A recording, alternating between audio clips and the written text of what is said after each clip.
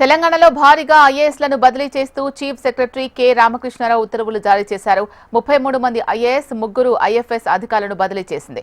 ఎన్ శ్రీధర్ పంచాయతీరాజ్ శాఖ ముఖ్య కార్యదర్శికి, గనుల శాఖ ముఖ్య కార్యదర్శిగా అదనపు బాధ్యతలు, నవీన్ మిట్టల్ ఇంధన శాఖ ప్రిన్సిపల్ సెక్రటరీ, జ్యోతి బుద్ధప్రకాష్ ఎస్సీ అభివృద్ధి శాఖ కార్యదర్శి, శశాంక్ గోయల్ ఢిల్లీ తెలంగాణ భవన్ రెసిడెన్స్ కమిషనర్, గౌరవ్ ఉప్పల్ తెలంగాణ భవన్ కార్యదర్శి, భారతి లక్పతి నాయక్ సమాచార కమిషన్ సెక్రటరీ, మేడ్చల్ మల్కాజ్గిరి హైదరాబాద్ కలెక్టర్లను బదిలీ చేశారు. హైదరాబాద్ కలెక్టర్ గా హరిచందన బదిలీ చేశారు.